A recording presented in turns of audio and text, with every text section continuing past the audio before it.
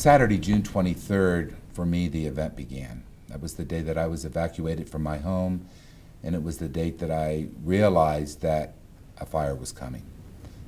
I met with the executive leadership team of the district, and we sat down and we asked ourselves, what if? We needed to spend some time talking to each other what we would do if the fire were to come over the mountain. We called in transportation, we called in facilities, we called in procurement, we called in human resources, we called in our public information officer, and we developed and set out our plan. We had to put into gear everything that we needed to do to provide the resources and the support to our families. Wind started picking up at about 65 miles an hour. That was not in the plan. And again, we've been watching these flames. There's more black smoke. Yeah, that clearly has El Paso County, and then if you don't even have to turn your head a full 180 degrees, and you see these flames. And as Nikki and Joe said, we saw at least 4 or 5 houses. Before we knew it, Tuesday came, and in many respects, the nightmare began. I was looking at a ridge, thinking I'm watching my house burn, and knowing how close my house is to Chipeta Elementary School, thinking that we lost Chipeta as well.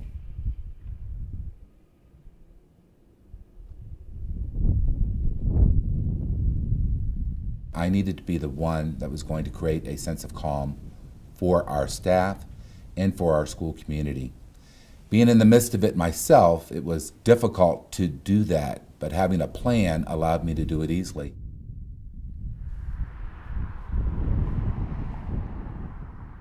To our surprise, there was our house, and also there was our school. We did not lose our school. When you're leading individuals through a crisis such as this, they need to see you being calm. And just as important, I need to see them being calm. And one of the things that we did do with each other is we looked out for each other. And it's that support, it's that development of mutual understanding, and I believe it's that compassion that allows a school district, an organization, a school community to act as one. And when you act as one and support each other, you can almost tackle anything.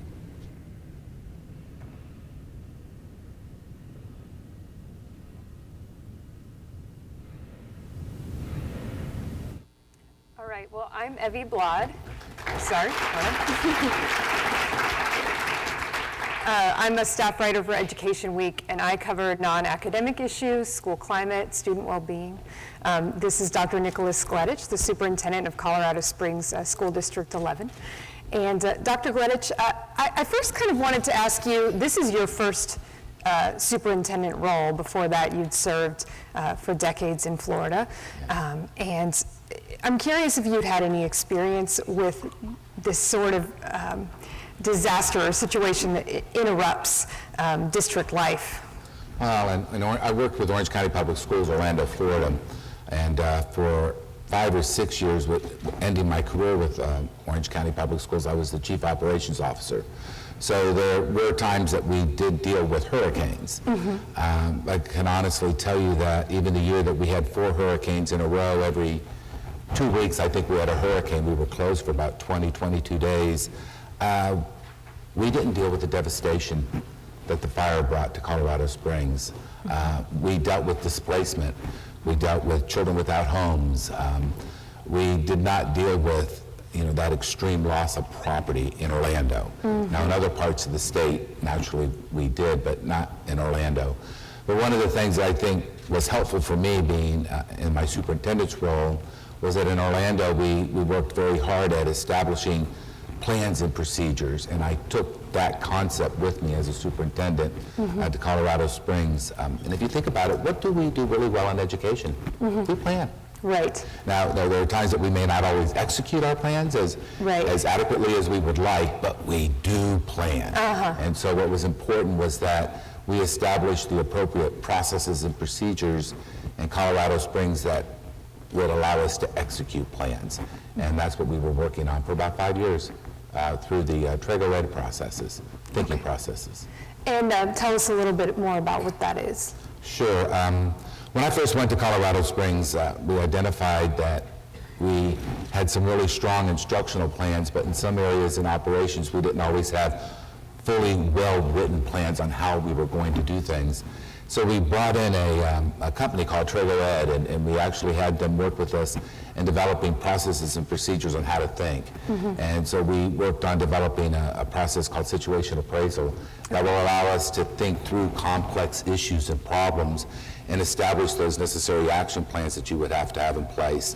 But there's also other processes such as decision analysis, potential problem analysis, potential opportunity analysis.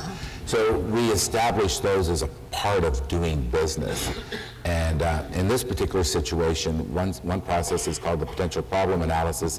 One of the things that we worked hard at putting in place is whenever we made decisions, we wanted to make sure that we had a process in place to protect that decision, especially the decision of a board.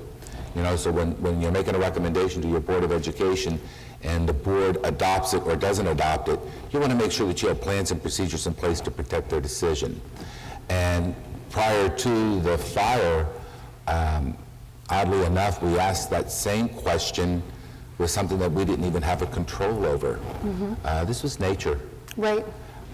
So we had to ask ourselves the question that we would always ask when we make a decision: what could go wrong? And then establish those action items that you would want to put in place to mitigate the risk. And so we did. That morning with our cabinet, we asked ourselves the question: what could go wrong if the fire did come over the bridge? I bet that was a fun question to ask. It was an interesting question because I will tell you, I had several naysayers. Yeah. I had several individuals on cabinet who said, oh, it will never happen. Trust me, the firemen will be there. And but it did. Yeah, that week that situation changed so quickly, I remember on the news. It only takes a gust of wind to do that. And so when we asked ourselves that question, one of the things we knew is that we needed to make sure that we protected the student records. And if you look inside a school building, and I know that we have a lot of expensive things within a building, but one of the most important assets within a building would be the school record. Because if a parent lost their home, lost their records, we would be the other location where you would have a birth certificate, immunization records. And so we wanted to make sure that we had those things in a safe place. So we looked at our 3 schools that were the 3 potential schools to be hit, and we removed their files, but working with law enforcement because the area had already been evacuated. So in asking ourselves that question, what could go wrong, we looked at not only what would happen in the immediate beginning, but also down the road. So we had several plans in place to provide for counseling, several plans in place to make sure that we were linked with resources to provide for our families, our employees as well, toiletries, food, and so forth. And so we were prepared.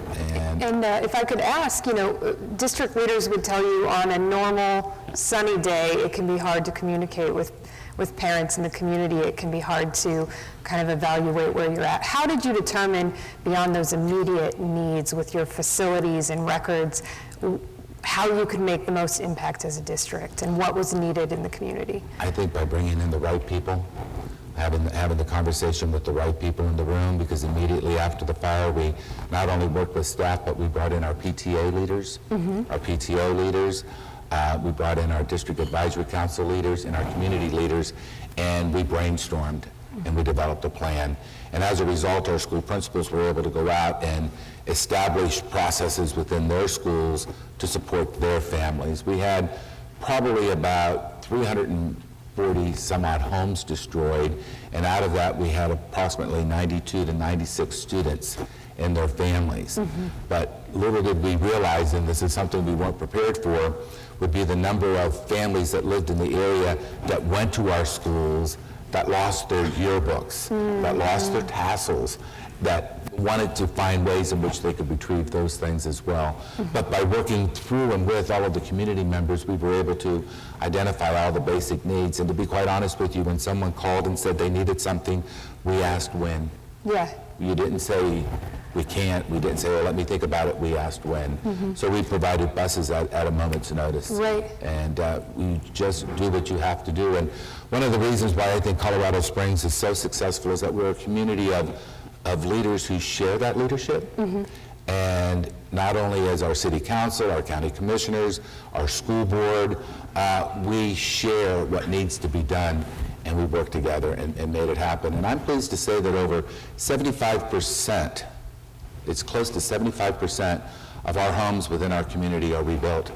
And people are living in those homes and attending our schools. And that's in a less than a 2-year period of time. Another part of your tenure as superintendent has been dealing with, you know, some needs to adjust how you use facilities, to close some schools, to make some decisions that are really difficult sometimes to present to a community.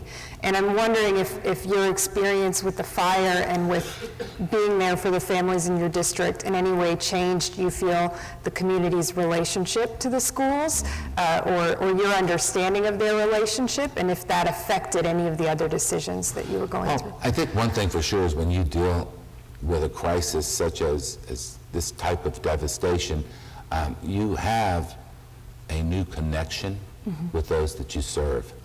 And not only is that connection different for those that lost their homes, but even for those whose homes were still there, there's a new connection. And I think the energy that's given during times like this, and it's that shared energy, allows you to have a closer relationship. But following the fire, we did close, due to budget constraints, 2 elementary schools and 1 high school. And actually the 1 high school, not only did we close it, but we repurposed it. And I can tell you that that was still very painful. Yeah. It was not an easy decision to make, to recommend to your board, and I know it was not an easy decision on the board's half as well. But I think that I can't say that our relationships that we built through dealing with the crisis with the fire helped us with this particular decision that we needed to make with repurposing and closing schools, but I think process did. And I think the fact that we made our decisions, we made our thinking as visible as we could, we identified the different types of impacts and outcomes and communicated that. I think it made it easier for, not necessarily easier, but in a way, clarity was there in making that decision and making that recommendation. So that same process that you use in long-term planning, you applied in a moment of crisis, and that seems to be the real takeaway here, is that the muscle memory is there. How do we decide and how do we work together? And absolutely. And I guess in our last couple of seconds here, you know, what would you say to folks who say that why do you as a superintendent care if your student has toiletries, and, you know, if your buildings are safe, why worry about anything else? You know, when I first went to Colorado Springs, I told everyone that our goal is the handshake. And I truly do believe that that's why we're in this business, is that handshake that we want to give to someone within 12 or 13 years of school. But, you know, we have to care about the social and emotional needs of our students as well. And not only do we educate students, but we also make sure that our students are safe, sound, and secure. Great. Thank you for the opportunity. Yeah, thanks, Dr. Gledich. And next, my colleague, Carolee Adams, will take the stage.